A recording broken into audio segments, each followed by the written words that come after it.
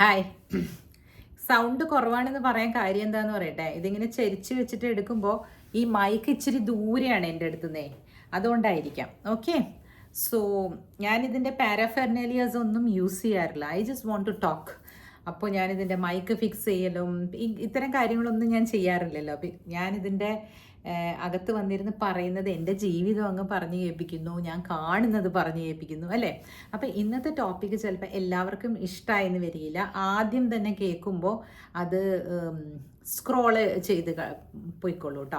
കാരണം bad comments ഇടാനായിട്ട് നമ്മൾ ആരും മെനക്കെടണ്ട. എൻ്റെ മനസ്സും സങ്കടവും നിങ്ങളെപ്പറ്റി ഞാൻ അങ്ങനെ എനിക്ക് വിഷമം വിചാരിക്കുന്ന കാര്യങ്ങൾ ചെയ്യണ്ട എന്നാണ് ഇപ്പോഴത്തെ എൻ്റെ തീരുമാനം. എനിക്കൊരു കാര്യത്തിൽ അല്ലെങ്കിൽ ഞാൻ എവിടെയെങ്കിലും പോകണമെങ്കിൽ എനിക്ക് വിഷമം ഉണ്ടെങ്കിൽ ഞാൻ അവിടെ പോവില്ല. അതായത് അവരെന്നെ എന്തെങ്കിലും പറഞ്ഞിട്ടുണ്ട്, ഇല്ല അവിടെ പോയി അവരോട് ഇളിച്ച് കാണിക്കാൻ എനിക്ക് അറിയില്ല. അത് ഞാൻ പറയട്ടെ കേട്ടോ. അതുകൊണ്ടാണ് ഞാൻ പറയുന്നത്. ഇപ്പം ഞാൻ പറയാൻ പോകുന്നത് എല്ലാവർക്കും ഇഷ്ടപ്പെടില്ല. കാരണം ഈ സോ കോൾഡ് സോഷ്യൽ നോംസ് ഇല്ലേ, ആ സോഷ്യൽ നോംസിന് കുറച്ച് എഗൻസ്റ്റ് ആയിട്ടുള്ള കാര്യമാണ് ഞാനിപ്പോൾ പറയാൻ പോകുന്നത്. മാതാപിതാക്കൾക്ക്, നിങ്ങൾ തംബ്നെയിൽ കണ്ടു കാണും കയറുമ്പോഴേ, മാതാപിതാക്കൾക്ക് പണം കൊടുക്കേണ്ട ആവശ്യമുണ്ടോ? അതിനെ പറ്റിയിട്ട് ഒറ്റ വാക്കിൽ ഉത്തരം പറയുന്നതിന് മുമ്പ് ഞാൻ 2-3 സാഹചര്യങ്ങൾ പറഞ്ഞിട്ട് ഞാൻ പറയാം. ഈ 1940കളിൽ ഒക്കെ ജനിച്ചവരായിരിക്കാം എൻ്റെയും എൻ്റെ പ്രായത്തിലുള്ള ആളുകളുടെ എല്ലാ അച്ഛനമ്മമാർ. ചിലർ മരിച്ചു പോയിട്ടുണ്ടാവും, ചിലർ ജീവനോടെ ഉണ്ടാകാം, ചിലർ ചിലപ്പോൾ ജീവിതത്തിൻ്റെ ലാസ്റ്റ് സ്റ്റേജിലേക്കൊക്കെ വന്നുകൊണ്ടിരിക്കുകയായിരിക്കാം. അങ്ങനെയൊക്കെ ആണെങ്കിൽ ആ സമയത്ത് എല്ലാവരും കുറച്ച് പൈസ യുടെ കാര്യത്തിൽ പിന്നോട്ടായിരുന്നു. കാരണം എന്താണ്, ഇന്ത്യയും അന്ന് ഗരീബ് രാജ്യമായിരുന്നു. 1947 ഇത് കിട്ടിയിട്ടുള്ളൂ, സ്വാതന്ത്ര്യം കിട്ടിയിട്ടുള്ളൂ. അതിനു മുമ്പ് വരെ പല രീതിയിലുള്ള കഷ്ടനഷ്ടങ്ങളിലൂടെ പോയും നമ്മുടെ രാജ്യത്തെ ലൂട്ട് ചെയ്തിട്ട്, അതായത് റോബ് ചെയ്തിട്ട് കൊണ്ടുപോയിരുന്ന കൊളോണിയലിസത്തിൻ്റെ മേധാവിത്വവും എല്ലാം കാരണം നമ്മൾ കുറച്ച് പിന്നോക്കമായിരുന്നു ഫിനാൻഷ്യലി. അപ്പോൾ നമുക്ക് സ്വന്തമായിട്ട് അഡ്മിനിസ്ട്രേഷൻ വന്നു കഴിഞ്ഞതിന് ശേഷം നമ്മൾ പതുക്കെ ഓരോരോ നയങ്ങൾ രൂപീകരിച്ച് ഭരണാധികാരികൾ ഇത് കുറച്ച് ശരിയാക്കിയൊക്കെ എടുത്ത് തട്ടിയൊക്കെ ശരിയാക്കി എടുത്ത് വരുന്നല്ലേ ഉണ്ടായിട്ടുള്ളൂ. ഇപ്പോൾ ഇന്ത്യക്കും 10-75 വയസ്സായപ്പോൾ സ്വാഭാവികമായിട്ടും ഇന്ത്യ കുറച്ചുകൂടി, അതായത് ആ ഫിനാൻഷ്യലി ഇന്ത്യയും മെച്ചപ്പെട്ടപ്പോൾ ഇന്ത്യയിലെ സിറ്റിസൻസും മെച്ചപ്പെട്ട് കാണും അല്ലേ. അപ്പോൾ ഇത് ഒരു കാര്യം പറയാൻ കാര്യം എന്താണെന്ന് വെച്ചാൽ, അപ്പോൾ അന്നത്തെ കാലത്ത് 40കളിൽ ജനിച്ച് എൻ്റെയൊക്കെ അച്ഛൻ്റെ പോലെ അല്ലെങ്കിൽ അരവിന്ദിൻ്റെ അച്ഛൻ്റെയൊക്കെ പോലെയുള്ളവർ, അമ്മയുടെയും അച്ഛൻ്റെയൊക്കെ പോലെയുള്ളവർ ആ സമയത്ത് അവർ ജോലി ചെയ്ത് ഉണ്ടാക്കിക്കൊണ്ടിരുന്ന പണം, അവർക്ക് പണം കിട്ടുന്നുണ്ടായിരുന്നു, അവർക്കൊരു കാറുണ്ടായിരുന്നു, അവർക്ക് സ്വന്തമായിട്ട് വീടുണ്ടായിരുന്നു, അവർക്ക് സ്വന്തമായിട്ട് നിലമുണ്ടായിരുന്നു. അതായത് എൻ്റെ വീട്ടിലെ കാര്യങ്ങളാണ് കേട്ടോ, അല്ലെങ്കിൽ അരവിന്ദിൻ്റെ വീട്ടിലെ കാര്യങ്ങൾ. അങ്ങനെയുള്ള വീടുകൾ അവർ വെൽത്തി പേഴ്സൺസ് തന്നെയായിരുന്നില്ലേ. കാരണം അതിലും ഒരുപാട് താഴെ ജീവിച്ചിരുന്ന ആളുകളുണ്ട്. മനസ്സിലായോ ഞാൻ പറഞ്ഞു വരുന്നതിൻ്റെ അടിസ്ഥാനം? മനസ്സിലായോ? തട്ടുകൾ, ആ ഒരു മേലെ തട്ടിൽ ജീവിച്ചിരുന്ന ഈ 40കളിലുള്ള അച്ഛനും അമ്മമാർക്കും ഇപ്പോൾ നമ്മൾ പണം കൊടുക്കേണ്ടതുണ്ടോ? ശരിക്കും പറഞ്ഞാൽ കൊടുക്കേണ്ടതില്ല. നമ്മൾ ചെയ്യേണ്ടത് അവർക്ക് വേണ്ടുന്ന ഒരു കാറില്ലെങ്കിൽ കാർ വാങ്ങിച്ചു കൊടുക്കുക, റൂമിലൊക്കെ AC വാങ്ങിച്ചു വെക്കുക, പിന്നെ അവരുടെ വേറെ തരത്തിലുള്ള കാര്യങ്ങളില്ലേ, അതിൻ്റെ ബില്ല്, ഫോണിൻ്റെ ബില്ല്, ഇലക്ട്രിസിറ്റിയുടെ ബില്ല്, ഇതൊക്കെ അടച്ചു കൊടുക്കുക. പണമായിട്ട് അവരുടെ കയ്യിലേക്ക് കൊടുക്കേണ്ട ആവശ്യമില്ല. പിന്നെ അവർ ഹോസ്പിറ്റലിലൊക്കെ പോകേണ്ടി വന്നു കഴിഞ്ഞാൽ ഉറപ്പായിട്ടും മക്കളാണല്ലോ ചെയ്യുന്നത്. എൻ്റെയൊക്കെ വീട്ടിൽ അങ്ങനെയാണ്. മിക്കവാറും മക്കൾ തന്നെയാണ് എല്ലാം ചെയ്യുന്നത്. ഞാൻ ഞാൻ വർക്ക് ചെയ്തുകൊണ്ടിരുന്ന സമയത്ത് ഞാൻ നല്ലപോലെ ചെയ്തിട്ടുണ്ടായിരുന്നു. ഞാൻ വർക്കിംഗ് നിർത്തി കഴിഞ്ഞപ്പോൾ ഞാനിപ്പോൾ അങ്ങനെ കാര്യമായിട്ട് ചെയ്യാറില്ല. ചെയ്യേണ്ട ആവശ്യവും ഇല്ല കേട്ടോ. അവിടെ അവർ ചോദിക്കാറുമില്ല. അമ്മയ്ക്കും അച്ഛനും പെൻഷനുണ്ട്. ഇവിടുത്തെ കാര്യം പറയുകയാണെങ്കിൽ പപ്പ ഉള്ള സമയം വരെ പപ്പയ്ക്ക് ഒരു പെൻഷൻ, ഒരു ചെറിയ തുകയുണ്ടായിരുന്നുള്ളൂ. അത് വേറെ രീതിയിൽ ഇങ്ങനെ പണ്ടൊക്കെ പബ്ലിക് സെക്ടർ കമ്പനികളിൽ പൈസ നമ്മുടെ പെൻഷൻ സറണ്ടർ ചെയ്ത് ആദ്യം എടുക്കാൻ പറ്റും, ബാക്കിയുള്ളത് കൊണ്ട് LICയിലിട്ട് അവർ പെൻഷൻ തരും, അങ്ങനെയൊക്കെ ഒരു രീതിയായിരുന്നു. അപ്പോൾ അത് ഇൻഫ്ലേഷൻ കാരണം ആ പെൻഷൻ, ഞാൻ പറഞ്ഞിട്ടുണ്ട് ഇതിനു മുമ്പ്, വളരെയധികം കുറഞ്ഞു പോയി. അപ്പോൾ അവിടെ അടുത്ത സ്ഥിതി എന്തു പറ്റി? അവർക്ക് ഇത് മുൻകൂട്ടി കാണാൻ പറ്റിയില്ല. അവർ വിചാരിച്ചിരുന്നു ആ പൈസയുടെ ആ മൂല്യം കുറയുന്നത് അവർക്ക് മുൻകൂട്ടി കാണാൻ പറ്റിയില്ല. അപ്പോൾ ഈ 3 മക്കളും കൂടി ഇപ്പോൾ പ്രൊവൈഡ് ചെയ്തിട്ടാണ് അവിടെ അമ്മ കഴിയുന്നത്. ഇപ്പോൾ ഇതിനകത്ത് എന്താ പറ്റുന്നതെന്ന് വെച്ചാൽ തല കുനിഞ്ഞിരിക്കേണ്ടി വരും കുറച്ച്. നമുക്ക് എസ്സിർ ഡോക്കർ ജിയോ എന്ന് പറഞ്ഞിട്ടൊരു പരസ്യം കണ്ടിട്ടുണ്ടോ നിങ്ങൾ? HDFC ലൈഫിൻ്റെ. അത് ഒരു റിട്ടയേർഡ് ആള് പേരക്കുട്ടികൾക്ക് ഗിഫ്റ്റ് വാങ്ങിച്ചു കൊടുക്കുന്നതും എത്ര രൂപയാണ് വേണ്ടത് നിനക്ക് പഠിക്കാൻ പോകാനുള്ളത് എന്നൊക്കെ ചോദിക്കുന്നതും ഹം ഹേന എന്ന് പറയുന്നത്, അതായത് ഞാനില്ലേ ഇവിടെയെന്ന് ആ പ്രായമുള്ള ആൾ പറയുന്നതും ഒക്കെ. അങ്ങനെ ഒരു അങ്കിളിനെ എനിക്കറിയാം കേട്ടോ. വളരെ, ഞാനത് നേരത്തെ പറഞ്ഞിട്ടുണ്ട്, വളരെ മെറ്റിക്കുലസ് ആയിട്ട് കാര്യങ്ങൾ ചെയ്തിരുന്ന അദ്ദേഹം ചീഫ് ആർക്കിടെക്റ്റായിട്ട് റിട്ടയർ ചെയ്ത ആളാണ്. അപ്പോൾ അദ്ദേഹവും 1940s ജനിച്ച ആളാണ്. എൻ്റെ അച്ഛനും 1940s ജനിച്ച ആളാണ്. എല്ലാവരും സെൽഫ് സഫിഷ്യൻ്റ് ആണ്. പറഞ്ഞു വരുന്നത് ഇന്നത്തെ ജനറേഷനേക്കാളും പണക്കാരായിരുന്നു അവർ. അതായത് ഇങ്ങനെ ജോലി കിട്ടുന്ന ആൾക്കാർ 2 തട്ടുണ്ട്. താഴെ ഒരുപാട് പാവപ്പെട്ടവരുണ്ട് ആ സമയങ്ങളിൽ ജനിച്ചവർ. അവർക്ക് ജോലി കിട്ടാതെയും, അന്നൊക്കെ ഗവൺമെൻറ് ജോലി മാത്രമല്ലേ, അല്ലെങ്കിൽ പബ്ലിക് സെക്ടർ കമ്പനീസിലല്ലേ ജോലിയുള്ളത്. അത് അങ്ങനെ പഠിച്ച് നേടാൻ പറ്റാത്തവർ ആ പാവങ്ങളുടെ കൂട്ടത്തിൽ തന്നെ പെട്ടുപോയി. അപ്പോൾ പറഞ്ഞു വരുന്ന കാര്യം എന്താണെന്ന് വെച്ചാൽ നിലം, വാഹനം, പിന്നെ സാലറി, ഇത്രയുള്ളവർ 40കളിൽ ജനിച്ച ആൾക്കാർ പണക്കാരായിരുന്നില്ലേ.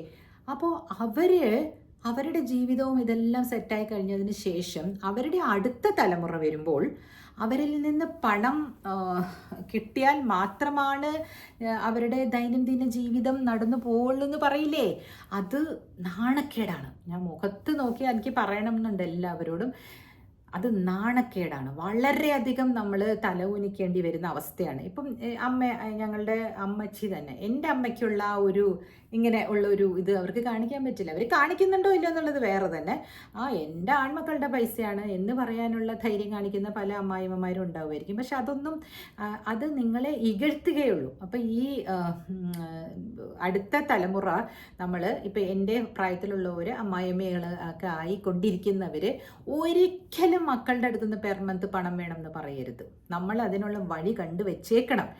ചിലപ്പോൾ നിങ്ങളുടെ ഗോൾഡ് ആയിരിക്കാം. ആ ഗോൾഡ് നിങ്ങൾ നിങ്ങളുടെ മകൾക്ക് കൊടുത്തിട്ടുണ്ടെങ്കിൽ അത് കുറച്ച് ഭാഗം കൊടുത്ത് നിങ്ങൾക്ക് വേണ്ടിയിട്ട് എടുത്ത് വെച്ചിരിക്കണം ഈ അമ്മമാർ.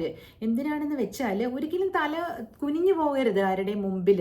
നിങ്ങൾക്ക് ജീവിക്കാൻ പറ്റണം. അവരോട് കൈനീട്ടി മേടിക്കാതെ നിങ്ങൾ ജീവിച്ച് കാണിക്കണം. സാരമില്ല എന്ന് പറയാനുള്ള ആ പൈസ നമ്മുടെ ബാങ്കിൽ ഉണ്ടായിരിക്കണം. അതിന് വേറൊരു ഉദാഹരണം കൂടെ ഞാൻ പറയാം. ഒരു വീട് മാത്രമേ ഒരു അമ്മയ്ക്ക് അവശേഷിച്ചുള്ളൂ എങ്കിൽ അമ്മയുടെ പേരിൽ ആക്കേണ്ടത് ആ ഹസ്ബൻഡിൻ്റെ ചുമതലയായിരുന്നു. പക്ഷേ ഹസ്ബൻഡിൻ്റെ പ്രീതി പിടിച്ചു പറ്റാനോ അല്ലെങ്കിൽ ഇവരുടെ ഈ കിട്ടുന്നതെല്ലാം ഇങ്ങനെ പണയം വെച്ചും വിറ്റും ജീവിക്കുന്ന രീതികളൊക്കെ ഉള്ള ആളുകളൊക്കെ ആണെങ്കിൽ ഈ ഹസ്ബൻഡ് ഉണ്ടാക്കിയ ഈ ഒരു വീട് ആ ഭാര്യയുടെ പേരിലേക്ക് കൊടുക്കാൻ ഭയപ്പെട്ടേക്കാം. കാരണം എന്താണെന്നറിയോ, ഇവരിത് കൊണ്ടുപോയി പണയം വെക്കുകയോ വിൽക്കുകയോ ഒക്കെ ചെയ്ത് ദൂർത്തടിച്ച് കളഞ്ഞു കഴിഞ്ഞാൽ എന്നുള്ളൊരു പേടി അദ്ദേഹത്തിനുണ്ടാവും. അദ്ദേഹത്തിൻ്റെ മക്കൾക്ക് കൊടുക്കാനുള്ള ഒരു ഇൻഹെറിറ്റൻസ് ആയിട്ട് അദ്ദേഹം സൂക്ഷിച്ചു വേണം. അതൊരു കാര്യം. പക്ഷെ ഭാര്യമാർക്ക് എന്തുകൊണ്ടാണ് ഭർത്താക്കന്മാരുടെ ആ ഒരു ഇത് പിടിച്ചു പറ്റാൻ പറ്റാത്തത്? ഫിനാൻഷ്യലായിട്ട് നിങ്ങൾ ഡിസിപ്ലിൻഡ് ആയിട്ട് ജീവിച്ച് കാണിച്ചു കൊടുത്തിട്ടില്ല എന്നല്ലേ അർത്ഥം. 40-50 വർഷം ജീവിച്ച് കഴിഞ്ഞ ഹസ്ബൻഡ് വിൽപത്രം എഴുതി വെക്കുകയാണ്, എൻ്റെ ഭാര്യയ്ക്ക് യാതൊരു അവകാശവും ഇല്ല, എൻ്റെ 3 മക്കൾക്കാണ് ഉള്ളത്, ക്രയവിക്രയ അവകാശം ഭാര്യയ്ക്ക് നൽകുകയില്ല എന്ന് എഴുതി വെക്കണമെങ്കിൽ അദ്ദേഹത്തിന് ഇവരുടെ ഫിനാൻഷ്യൽ എബിലിറ്റിയിൽ ഡൗട്ടുള്ളതുകൊണ്ടാണ്. അപ്പോൾ അതിനകത്ത് നിങ്ങൾ കിടന്ന് കരഞ്ഞിട്ട് ഒരു കാര്യവുമില്ല. അദ്ദേഹം താമസിക്കാനുള്ള റൈറ്റ് മാത്രം കൊടുത്തിട്ടുണ്ട്. ആ റൈറ്റ് കൊടുത്തിരിക്കുന്നത് കൊണ്ട് 3 മക്കൾ ഉണ്ടെങ്കിൽ അവർക്ക് വിൽക്കാൻ പറ്റില്ല. അവർക്കാണ് ഉടമസ്ഥ അവകാശമെങ്കിലും ഇവരുടെ താമസത്തിൻ്റെ റൈറ്റില്ലേ അത് മാറിക്കഴിഞ്ഞാൽ മാത്രമാണ് വിൽക്കാൻ പറ്റുള്ളൂ. അങ്ങനെ ഒരു കാര്യം അപ്പോൾ ഭർത്താവ് ചെയ്തു വെച്ചിട്ടുണ്ട്. ഇതിൽ എന്തിനാ പറയുന്നതെന്ന് വെച്ചാൽ ഭാര്യമാർ ആദ്യം മുതൽ ശരി അതൊക്കെ കഴിഞ്ഞു, ഭർത്താവിൻ്റെ കാലശേഷം മക്കൾ എന്തെങ്കിലുമൊക്കെ പണം കൊടുത്തുകൊണ്ടിരിക്കുകയാണെങ്കിൽ അതിൽ നിന്നും നമ്മുടെ ഒരു ചെറിയ ഒരു എമൗണ്ട് ആർക്കാണെങ്കിലും സേവ് ചെയ്യാൻ പറ്റും. അത് എന്തുകൊണ്ടാണ് സേവ് ചെയ്യാത്തതെന്ന് വെച്ചാൽ ഒരു മനോഭാവമാണ്, കുലുക്കിങ് എടുക്കാം, നനഞ്ഞിടം കുഴിക്കാം എന്നൊക്കെ പറഞ്ഞിട്ട്. അത് ഉണ്ടാവരുത്. ഒരൊറ്റ സ്ത്രീകൾ പോലും, എന്നെ ഇവിടെ കേൾക്കുന്നവർ കറക്റ്റായിട്ട് എൻ്റെ മനസ്സിൽ നിന്ന് വരുന്ന കാര്യമാണ് ഞാൻ ഈ പറയുന്നത്. നമ്മൾ തല കുനിഞ്ഞ് ജീവിക്കേണ്ടി വരരുത് നമുക്ക് ഈ പണത്തിൻ്റെ കാര്യത്തിൽ. നമുക്ക് എന്ത് വേണം, ഒരു 60 വയസ്സൊക്കെ ആയി കഴിയുമ്പോഴേക്കും വസ്ത്രങ്ങൾ പുതിയത് വാങ്ങിക്കണമെന്നൊന്നും ഉണ്ടാവില്ല, ആഭരണങ്ങൾ മാറി അണിയണം എന്നുള്ളത് ഉണ്ടാവില്ല. എന്താണ് വേണ്ടത്? നല്ല മരുന്ന്, നല്ല ആഹാരം, നല്ല രീതിയിലുള്ള ഏതെങ്കിലും ഒരു പുണ്യസ്ഥലത്ത് പോവുക, ഇത്രയും മതി. അതിന് ഒരു ലിമിറ്റഡ് ആയിട്ടുള്ള ഒരു റിസോഴ്സ് മതി. അല്ലെങ്കിൽ മറ്റുള്ളവർക്ക് കൊടുക്കാൻ വേണ്ടിയിട്ട് ബാക്കിയുണ്ടെങ്കിൽ നമ്മൾക്ക് അതും ചെയ്യാം. അപ്പോൾ അതിന് വേണ്ടിയിട്ട് നമ്മൾ പ്ലാൻ ചെയ്യണം. പ്ലാൻ ചെയ്യുക എന്ന് പറഞ്ഞാൽ, ഇനിയിപ്പം ഞങ്ങൾ എന്ത് പ്ലാൻ ചെയ്യാനെന്ന് വെച്ചാൽ, ചിലർക്ക് ജോലിയുണ്ട്, അവർക്ക് പെൻഷൻ കിട്ടുന്നുണ്ടാവും. അതിൽ നിന്ന് ഒരു തുക നിങ്ങൾ പുതിയ രീതിയിലുള്ള ഇൻവെസ്റ്റ്മെൻറ്റിലേക്ക് ഇടൂ. ഒരു ഗോളും വെക്കാണ്ട്. SIP എന്ന് പറയും, സിസ്റ്റമാറ്റിക് ഇൻവെസ്റ്റ്മെൻറ്റ് പ്ലാൻ. ഇതിനു മുമ്പും ഞാൻ പറഞ്ഞിട്ടുണ്ട്. SBIയിൽ പോയി ചോദിക്കൂ, അത് അവിടെ കിടന്നോളും കേട്ടോ. അപ്പോൾ അതൊരു എമർജൻസി ഫണ്ടോ എന്തെങ്കിലും ആയിട്ടിരിക്കും. പെൻഷൻ കിട്ടുന്നുണ്ടല്ലോ, ടീച്ചേഴ്സ് ആയിരിക്കാം, ക്ലർക്കുമാരായിരിക്കാം, ബാങ്കിൽ ഉദ്യോഗസ്ഥരായിരിക്കാം, ഇൻകം ടാക്സിൽ ഒരുപാട് ഗവൺമെൻറ് ഉദ്യോഗസ്ഥകൾ ഇത് കേൾക്കുന്നുണ്ട്. അവരോടാണ് ഞാൻ പറയുന്നത്, ഒരിക്കലും നിങ്ങളുടെ മക്കളോട് ഒരു ഫിനാൻഷ്യൽ ആവശ്യം നിങ്ങൾ പറയരുത് കേട്ടോ.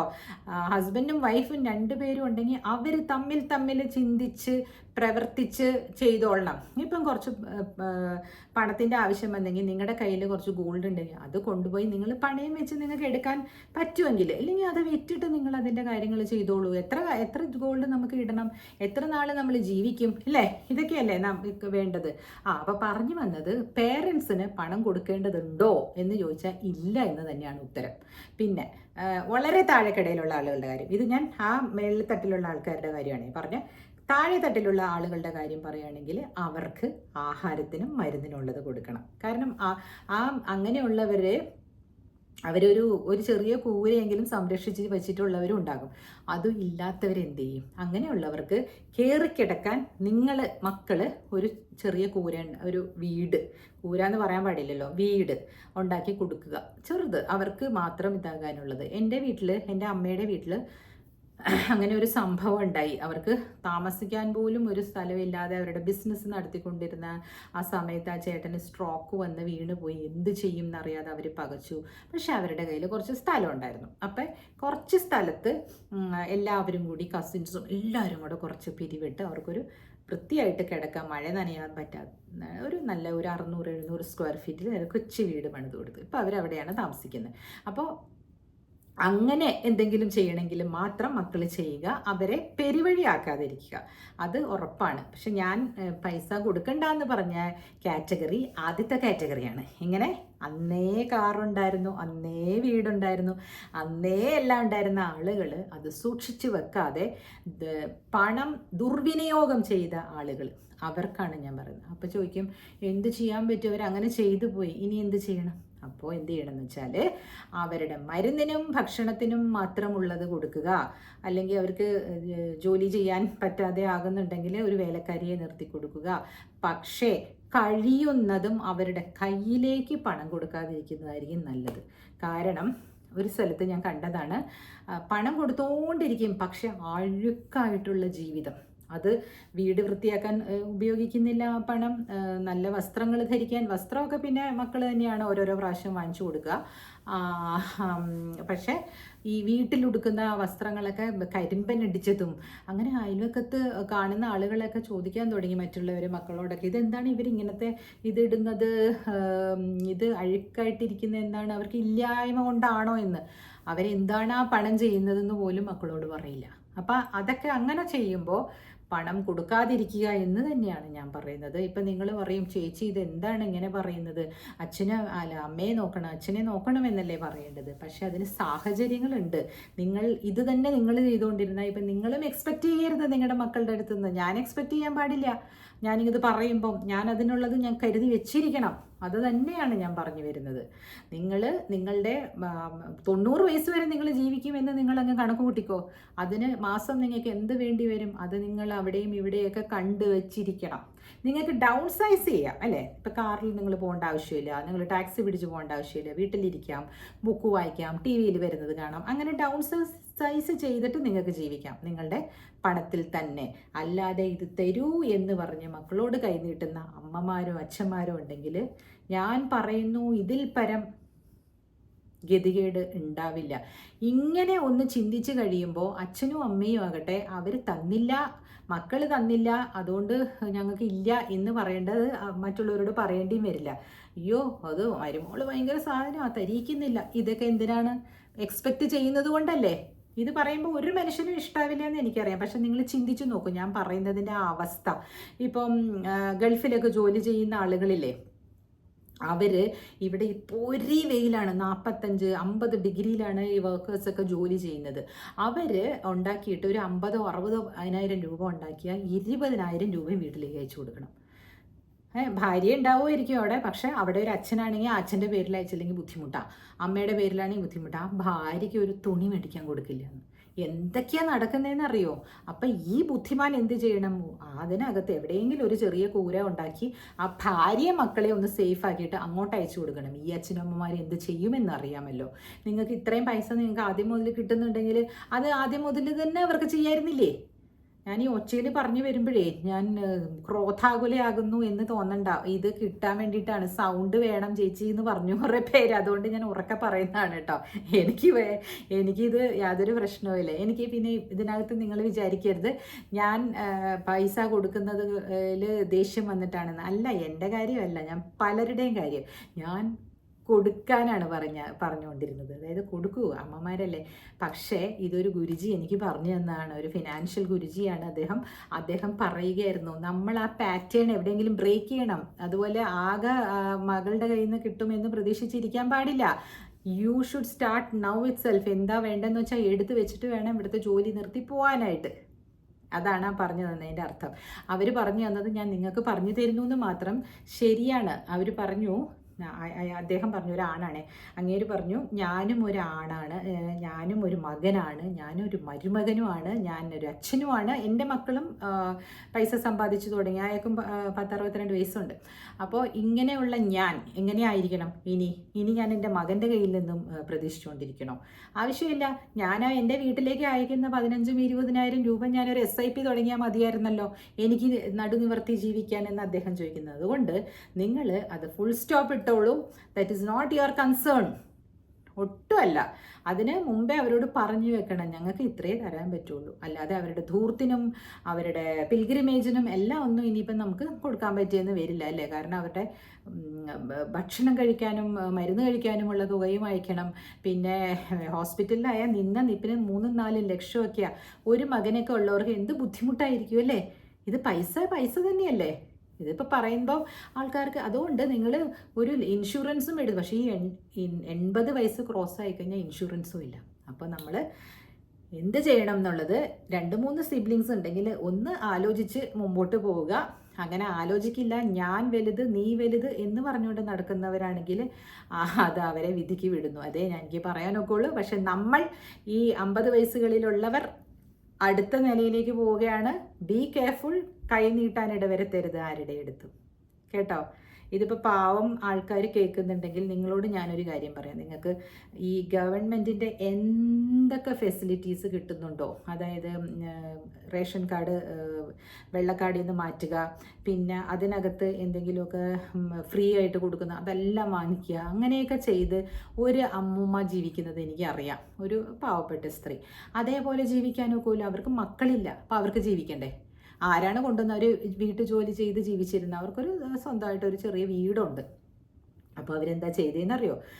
എറണാകുളത്തിൻ്റെ ആ ഒരു കാട്ടുപിടി ആ ഏരിയയിലാണ്. അപ്പോൾ ആ വീടിൻ്റെ ഒരു സൈഡ് അവർ ധൈര്യമായിട്ട് അങ്ങ് 2-3 ബംഗാളികൾക്ക് വാടകയ്ക്ക് കൊടുത്തു. റിസ്ക് ഒക്കെ ഉണ്ടാവാം, എന്ത് ചെയ്യാൻ പറ്റും. എന്നിട്ട് അവർക്ക് അവിടെ നിന്ന് ഇങ്ങോട്ട് കയറാൻ പറ്റാത്ത രീതിയിൽ പോലീസ് സ്റ്റേഷൻ, ആ അമ്മമ്മ എന്തൊരു മിടിക്കാന്നറിയാം. അവരൊരു വക്കീലിൻ്റെ വീട്ടിൽ ജോലി ചെയ്തിരുന്നതാണ്. അപ്പോൾ അവർ ആ പോലീസ് സ്റ്റേഷനിൽ പോയി വെരിഫിക്കേഷൻ ഇവരുടെ കൊടുത്തു.